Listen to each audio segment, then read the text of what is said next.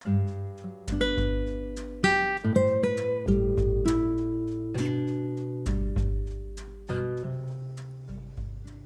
कितनी भी अंधेरे में क्यों ना हो, हमारा प्यार हमें उस कर्ज से फ्री कर सकता है। और इसी इंटरेस्टिंग थीम के साथ हमारी इस बार की स्टोरी स्टार्ट होती है। इस बार की स्टोरी का नाम है हाउस मूविंग कैसल। की स्टोरी है एक मैजिकल वर्ल्ड के बारे में। एक मैजिकल वर्ल्ड जहाँ पे जादूगर और विचेस होते हैं, जहाँ पे जादू बहुत आम होता है, जहाँ पे वॉर जीतने के लिए भी जादूगर को बुलाया जाता है। हमारी स्टोरी का जो मेन कैरेक्टर है वो हाउल और सोफी है। ये स्टोरी स्टार्ट होती है एक सीन के साथ, जहाँ पे सोफी अपनी शॉप में बैठ के हैट बना रही होती है और विंडो के बाहर एक मूविंग कैसल को देखती है। इसे देख के वो कुछ नहीं सोचती, क्योंकि उस मैजिकल वर्ल्ड में वो सब चीज़ें बहुत आम होती है। जब वो अपनी शॉप से बाहर जा रही होती है तो वो देखती है कि कुछ सोल्जर्स उसका पीछा कर रहे होते हैं, जिसके कारण वो थोड़ा डर जाती है।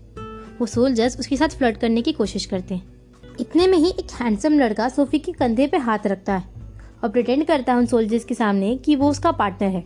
दोनों साथ चलने लगते हैं और हाउल सोफी को बोलता है कि तुम डरो मत, मैं तुम्हारे साथ हूँ और पीछे मुड़ के मत देखना, क्योंकि वो लोग हमारा पीछा कर रहे हैं। मेरे पीछे कुछ ईवल स्पिरिट्स हैं। और इतने में ही वो सोल्जर्स स्पिरिट्स में कन्वर्ट हो जाते हैं और वो उनका पीछा करने लगते हैं। हाउल सोफी को उड़ना सिखा देता है। अपने साथ वो सोफी को आसमान में लेके जा रहा होता है, जिसके कारण वो सोफी को आसमान में चलना सिखा रहा होता है। और वो उसे एक बिल्डिंग पे छोड़ता है, एक घर के पास, जहाँ पे सोफी उतरना चाहती है। सोफी उस लड़के को देख के बहुत अट्रैक्टेड फील करती है। जब उसकी माँ पीछे से पूछती है कि वो लड़का शायद हाउल था ना, और तुम उसे पसंद करती हो, तो कहती है कि मैं इतनी सुंदर नहीं और शायद मैं किसी के भी लायक नहीं। जिसके अगेंस्ट में उसकी माँ कहती है कि ऐसा कुछ भी नहीं है, तुम बहुत सुंदर हो, और उसे समझाने की कोशिश करती है। जब सोफी अपनी मम्मी के पास से अपनी शॉप पे दोबारा जाती है, उसकी शॉप में एक लेडी आती है जो शॉप की बुराई करने लगती है। वो लेडी बहुत हेल्दी सी होती है। वो लेडी जब शॉप की बुराई कर रही होती है तो सोफी को गुस्सा आ जाता है। सोफी दुकान का गेट खोल देती है और कहती है, मैडम प्लीज़ आप यहाँ से चली जाइए, बहुत रिस्पेक्ट के साथ, मगर वो गुस्से में होती। इतने में ही वो लेडी अपनी परिचय देती है। वो लेडी कहती है कि मैं विच हूँ और मैं तुम्हें श्राप देती हूँ कि तुम अपने इस शरीर से तुम बूढ़ी हो जाओगी, और अगर तुम इस श्राप के बारे में किसी को बताने की कोशिश करोगी तो तुम्हारा मुंह बंद हो जाएगा, जिसके कारण तुम इसके बारे में किसी को भी नहीं बता पाओगी। श्राप को देख के वो लेडी तो वहाँ से चली जाती है, मगर श्राप के कारण सोफी वहाँ पे चेयर पे बैठ जाती है। और जब वो शीशे में अपना चेहरा देखती है तो वो एक बूढ़ी लेडी में कन्वर्ट हो चुकी होती है, जिसके कारण वो बहुत अपसेट होती है। सुबह होते ही वो शॉप से निकलने की कोशिश करती ताकि कोई और उसे देख ना ले। उसकी शॉप में कुछ लेडीज खड़ी होती, मगर वो फ्रिज से कुछ खाना निकाल के उनके पीछे से छुपते छुपाते निकल जाती।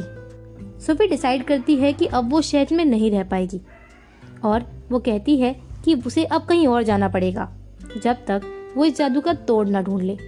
रास्ते में जाते जाते सोफी कई पहाड़ क्रॉस करती है और बीच में वो थक जाती है।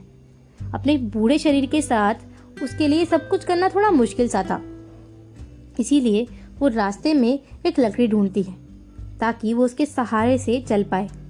जब वो एक लकड़ी ढूंढ रही होती है तो रास्ते में उसे एक लकड़ी दिखती है जो कि कुछ झाड़ियों में अटकी हुई होती है। जब वो उस लकड़ी को झाड़ियों में से निकालती है तो लकड़ी एक स्केयरक्रो होता है, और वो स्केयरक्रो किसी जादू के कारण चल रहा होता है। जब उस स्केयरक्रो को वो कहती है कि मैंने तुम्हें यहाँ से निकाल दिया है, अब तुम आज़ाद हो, तुम्हें जहाँ जाना है तुम वहाँ जा सकते हो, वहीं पे बैठ जाती है। इतने में ही वो स्केयरक्रो उसके लिए एक लकड़ी ढूंढ के लाता है और उसे वो दे देता है। वो अपने आप से बातें कर रही होती है और कह रही होती है कि अब शायद मुझे इस रात में इस ठंडे माहौल में यहीं पे सोना पड़ेगा, और इस बूढ़े शरीर के साथ ये सब कुछ करना थोड़ा मुश्किल सा है। इतने में ही वो सोफी को इशारा करता है और कहता है अपने इशारों में कि तुम मेरे पीछे आओ। जब सोफी उसको फॉलो करती है तो वो स्केयरक्रो उसे एक मूविंग कैसल तक छोड़ता है, जो कि चल रहा होता है, जिसका गेट पीछे की साइड होता है, जिसे खोल के सोफी उस घर में घुस जाती है। जब सोफी उस मैजिकल कैसल में घुसती है तो वहाँ पे वो देखती है कि अंदर से वो पूरा कैसल एक घर जैसा होता है। सामने एक चेयर रखी होती है और उसके सामने आग जल रही होती है। जब वो सब चीज़ों को देखती है तो वो उस चेयर पर बैठ के थोड़ा आराम करने लगती है। तभी सामने से जो फायर होती है वो उससे बोलने लगती है और वो बोलती है कि तुम यहाँ पे कैसे आई और तुम कौन हो। वो अपना परिचय देती और कहती है मैं सोफी हूँ। तो वो फायर भी अपने बारे में बताती है कि वो एक डीमन है और उसका नाम कैल्सीफर है, जो कि इस मैजिकल कैसल को चलाता है और जब तक वो जलता रहेगा तब तक ये कैसल चलता रहेगा।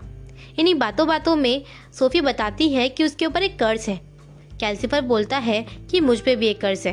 वो दोनों एक डील करते हैं कि अगर वो कैल्सीफर की हेल्प करेगी तो कैल्सीफर भी उसके कर्ज तोड़ने में उसकी हेल्प करेगा, जिसके कारण वो उसे बताता है कि उसका कर्ज हाउल से रिलेटेड है। इतने में ही सोफी सो जाती है और कैल्सीफर बोलता रह जाता है। अगली सुबह जब गेट खुलता है तो नीचे से एक लड़का आता है, जो कि गेट नॉक होने पर लोगों का जवाब देता है। वो बताता है कि हाउल घर पे नहीं है और वो खुद को उसके घर का हाउसकीपर बताता है और जो भी लेटर राजा के द्वारा उसे दिए जाते हैं, राजा के द्वारा हाउल को दिए जाते हैं, वो सारे वो कलेक्ट करता है। तब वो सोफी से पूछता है कि तुम कौन हो और तुम यहाँ पे कैसे आई, क्या तुम एक विच हो?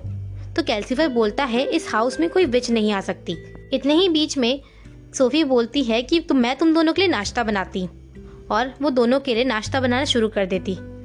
कैल्सीफर अपने ऊपर किसी को भी कुछ भी बनाने नहीं देता हाउल के अलावा, मगर जब सोफी उसे कहती है कि अगर मुझे तुम अपने ऊपर नाश्ता नहीं बनाने दोगे तो मैं तुम पे पानी डाल दूंगी, इस डर से कैल्सीफर उसके ऊपर सोफी को नाश्ता बनाने देता है। इतने में ही हाउल घर में आता है। वो कहता है कि तुम कौन हो, शायद ये मूविंग कैसल तुम्हें भी अपनी तरफ खींच लाया है।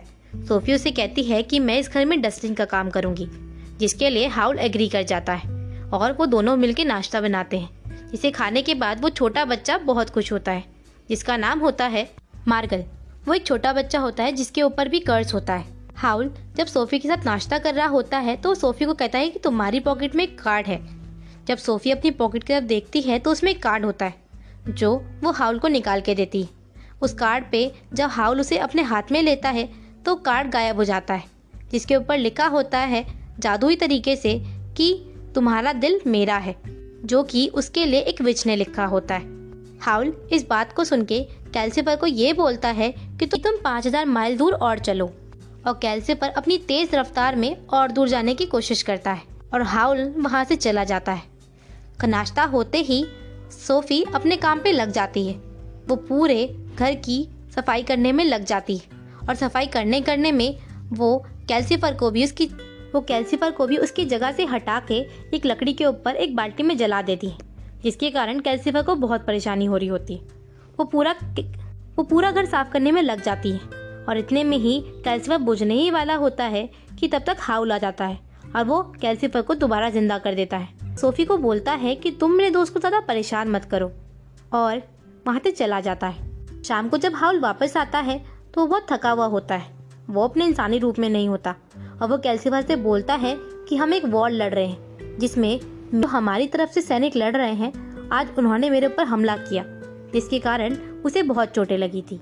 कैल्सीफर उसे बोलता है कि अगर तुम इसी तरीके से अपनी शक्तियों का इस्तेमाल करोगे तो तुम शायद दोबारा इंसानी रूप में वापस ना आ पाओ। थोड़ी देर बाद दिखाया जाता है कि जब हाउल बाथरूम में नहाने जाता है तो सामान इधर उधर होने के कारण वो किसी और चीज़ को अपने बालों में यूज़ कर लेता है, जिसके कारण उसके बाल ऑरेंज कलर के हो जाते हैं। जिसको देख के हाउल बाथरूम से टॉवल लपेटे भागा भागा सोफी को बुलाता हुआ आता है और वो कहता है कि उसके बालों के साथ ये क्या हो गया, और वो परेशान हो जाता है। हाउल के लिए अपने बाल बहुत इंपॉर्टेंट थे और उसे अपने बाल बहुत पसंद थे, जिसके कलर चेंज होने के कारण उसका कॉन्फिडेंस लेवल थोड़ा डाउन हो गया था। वो इवल स्पिरिट्स को अपने पास बुला रहा था और वो धीरे धीरे मेल्ट होना चालू हो गया था, जिसको देख के कैल्सीफर और मार्गल दोनों डर चुके थे। तो आपको क्या लगता है आगे क्या होने वाला है? जैसा भी आपको पता हो हमें ज़रूर बताएं, और अगर पता हो तो let's keep this as a secret between you and me, okay? तो आगे की स्टोरी में क्या होगा उसके लिए थोड़ा सा वेट करें। Still then be safe, be काम।